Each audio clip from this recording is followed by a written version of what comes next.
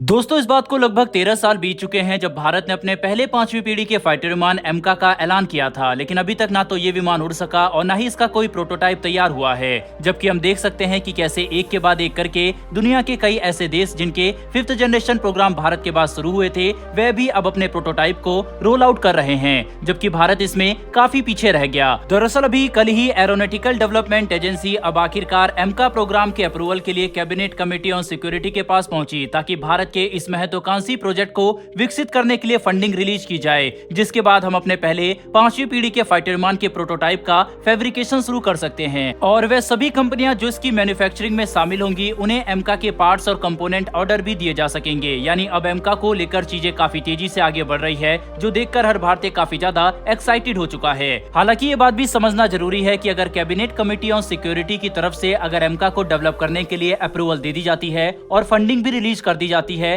तो भी एमका का पहला प्रोटोटाइप बनने में कम से कम 3 साल का समय लगेगा, जिसके बाद इस विमान की पहली उड़ान में अतिरिक्त 1.5 साल का समय लग सकता है। यानी ये कहना गलत नहीं होगा कि सीसीएस की तरफ से मिलने वाले अप्रूवल के बाद हम एमका को अगले 4 से 5 सालों में अपनी पहली उड़ान भरता हुआ देख सकते हैं, जो डिफेंस के क्षेत्र में भारत के लिए एक काफी बड़ा माइलस्टोन साबित होगा। दोस्तों, एमका एक बहुत ही एडवांस और sophisticated 5th generation fighter jet होने वाला है, जिसके डेवलपमेंट के लिए भारत 15,000 करोड़ की इनिशियल इन्वेस्टमेंट के लिए तैयार है, जिसका इस्तेमाल करते हुए हम एमका के प्रोटोटाइप का विकास करेंगे, जिसके बाद इन एयरक्राफ्ट की टेस्टिंग पूरी करने में 2 से 3 सालों का समय लग सकता है। यानी हम इस एयरक्राफ्ट को साल 2030 या 32 के आसपास मास प्रोडक्शन में एंटर करता हुआ देख सकते हैं। और क्योंकि भारतीय वायुसेना ने ये बात पहले ही क्लियर कर दी है कि वह मार्क 1 और मार्क 2 कॉन्फ़िगरेशन में कम से कम 125 एमका की खरीद करने वाले हैं, इसीलिए इस प्रोग्राम को लेकर एचएएल और एडीए काफी कॉन्फिडेंट नजर आ रहा है। साथ ही भारत जहां एक तरफ एमका मार्क 1 को एक 5th जनरेशन एयरक्राफ्ट के तौर पर विकसित करेगा, वहीं पर हमारा एमका मार्क 2 एक इंडिजिनस इंजन और 6th जनरेशन टेक्नोलॉजी के साथ भी लैस होगा,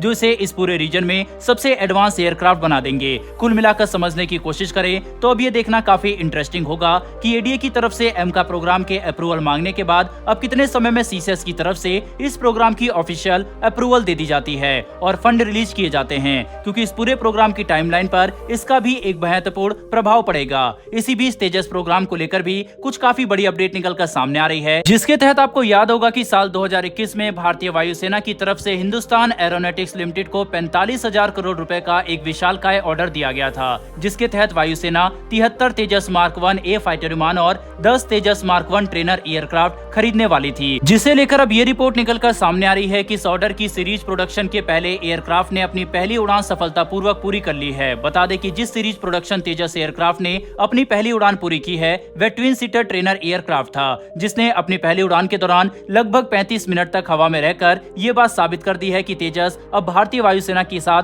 पूरी तरह से ऑपरेशनल होने के सक्षम बन चुका है, जिसका हम बड़े पैमाने पर एक्सपोर्ट भी कर सकते हैं। साथ ही इस एयरक्राफ्ट के सीरीज प्रोडक्शन की शुरू हो जाने के बाद देश में एक अलग ही खुशी का माहौल देखा जा सकता है, क्योंकि पिछले कई सालों से एचएएल तेजस को एक सफल प्रोग्राम बनाने में दिन रात एक कर रही थी, जिसका फल हमें अब साफ तौर पर नजर आ रहा है। इतना ही नहीं बल्कि तेजस मार्क 2 प्रोग्राम में भी अब एक काफी बड़ी डेवलपमेंट सामने आ रही है, जिसके तहत भारत इस विमान के एयर इनटेक को सर्टिफाई करने के लिए फ्रांस की एक फैसिलिटी में भेजने वाला है, जहां पर मई से लेकर जून के बीच में तेजस मार्क 2 एयरक्राफ्ट के एयर इनटेक की टेस्टिंग की जाएगी, जो इस प्रोग्राम के लिए एक काफी बड़ा डेवलपमेंट होगा, क्योंकि एयर इनटेक किसी भी एयरक्राफ्ट के कुछ सबसे महत्वपूर्ण हिस्सों में से एक है, जिसके डिजाइन में मौजूद छोटी सी भी कमी पूरे एयरक्राफ्ट के लिए घातक साबित हो सकती है। इसीलिए तेजस मार्क 2 के एयर इनटेक की टेस्टिंग को काफी गंभीरता से लिया जा रहा है। कुल मिलाकर समझने की कोशिश करें तो हर कैटेगरी में भारत के फाइटर जेट प्रोग्राम अब काफी तेजी से आगे बढ़ रहे हैं, और इस बात में कोई भी शक नहीं है कि आने वाले 15 से 20 सालों में भारत फाइटर जेट के क्षेत्र में पूरी तरह से आत्मनिर्भर बन सकता है, जो कि हर भारतीय के लिए काफी गर्व की बात है। बहरहाल दोस्तों, इस वीडियो में इतना ही। अगर आपको ये इन्फॉर्मेशन और वीडियो पसंद आई हो तो भारत के तेजस प्रोग्राम और एमका प्रोग्राम के लिए कमेंट बॉक्स में एक जय हिंद जरूर लिखिएगा। साथ ही हमारी आने वाली डेली डिफेंस से जुड़ी ऐसी वीडियो के लिए चैनल को सब्सक्राइब कर